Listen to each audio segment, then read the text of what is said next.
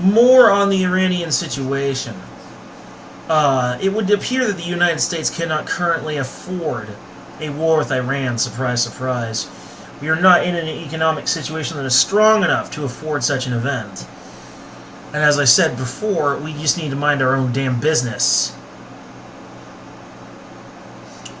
Enough with the moralizing the rest of the world. It's not our problem. The fact that we can't even afford a war with Iran right now proves unequivocally that we need to get our priorities straight. That our government needs to worry about our people instead of a bunch of weirdos over there in the Middle East. It's none of our business. Let someone else deal with it, for crying out loud. Bottom line is we need to focus on our own issues. And now it would appear that an insurer says Iran's guards likely to have organized tanker attacks.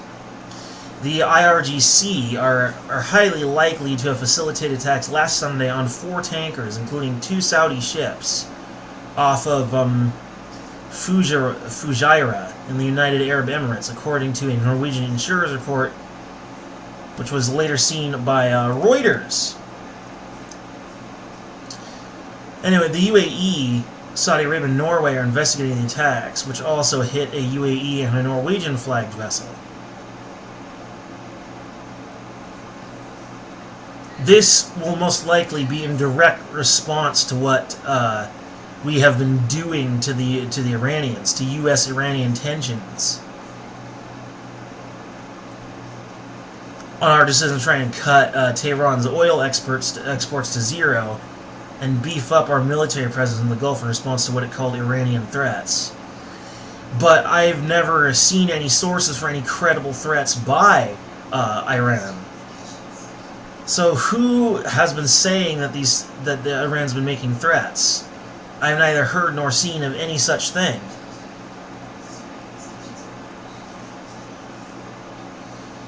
But nonetheless, this assessment by the DNK suggests that the IRGC was likely to have orchestrated the attacks on a number of factors, including a high likelihood that the IRGC had previously supplied as allies the Houthi militia fighting a Saudi-backed government in Yemen, with explosive-laden surface drone boats capable of homing in on GPS navigational positions for accuracy.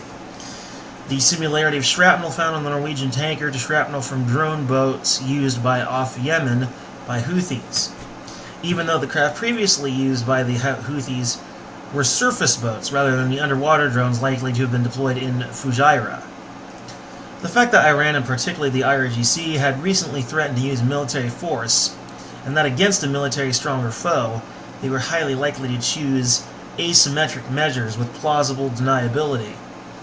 DNK noted that the Fujairah attack had caused relatively limited damage and had been carried out at a time when U.S. Navy ships were still en route to the Gulf.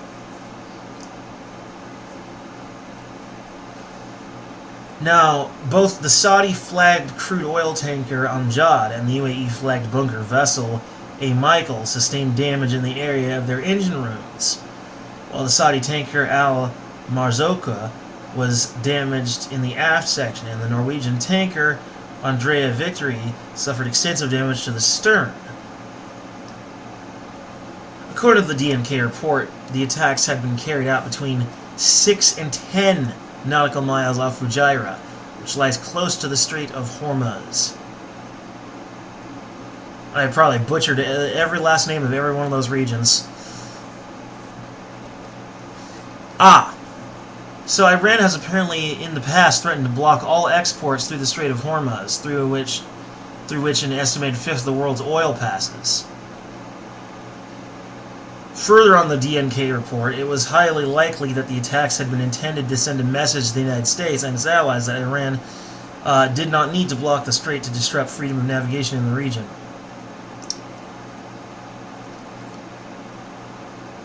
So maybe there were some genuine Iranian threats. I'm not sure what I was expecting. I'd heard of threats, but I never heard of anything truly credible. Is that it? Is that all this is about? Oof, well, that's petty. That's very petty.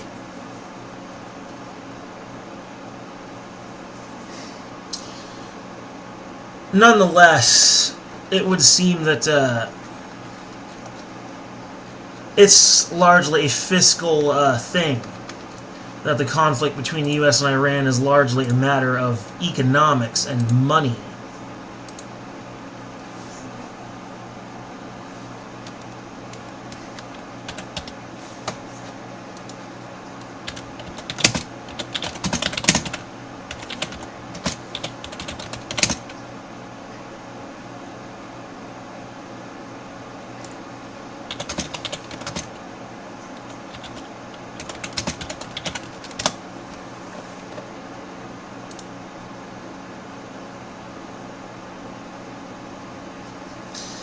Yeah, it's ridiculous how Trump thinks he can just intimidate all these other countries with the assistance of his good buddy Mike Pompeo, uh, when we can't even afford a war with Iran.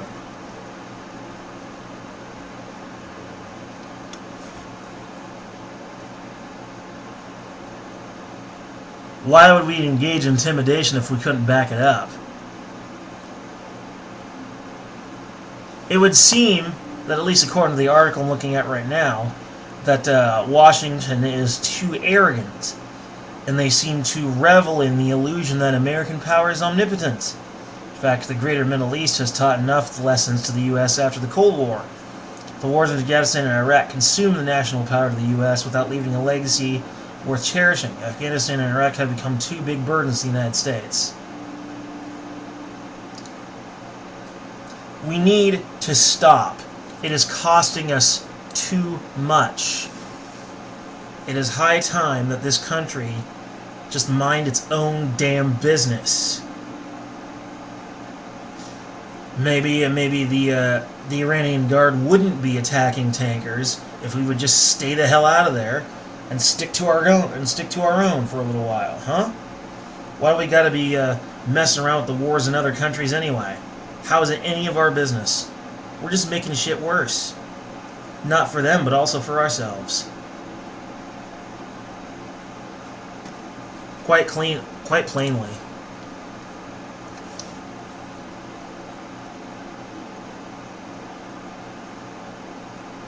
But I suppose it could be said that the U.S. will not impulsively wage a war against Iran. Although Iran is much weaker than the United States, it will fight more desperately than the U.S. because the conflict is a matter of life and death for itself. Moreover, no other country the U.S. attacked after the Cold War has been ever stronger. Today's Iran is relatively the most difficult one to deal with. For all the disadvantages, Washington still chose to warn Iran like this. Perhaps taking a tough line has been regarded by the current U.S. government as the lifeline of its foreign policy. The U.S. wants to use extreme pressure to a complete no-brainer approach as a master key to open locks the various issues of the world. However, what is very embarrassing is that the key of extreme pressure has not yet unlocked a single major lock.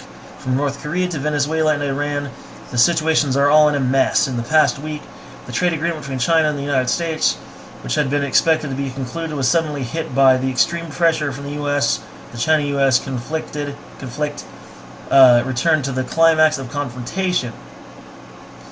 We believe that the U.S. attitude towards Iran is strongly upsetting Pyongyang, leaving the latter to think about the reason why the U.S.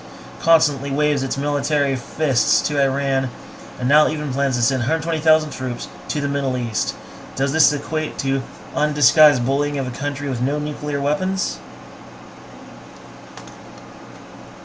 Yeah, we can't keep doing this. Trump needs to see reason. This sort of foreign policy is only going to create more enemies for America and make us look like one of the worst bully states in the history of the world. This isn't doing us any favors, neither economically nor within our reputation worldwide. It's going to hurt us in the long run. This is probably one of the worst foreign policies we've ever had. Someone needs to sign a petition or something to make Trump see reason. This kind of thing it needs to stop. Period. Anyway.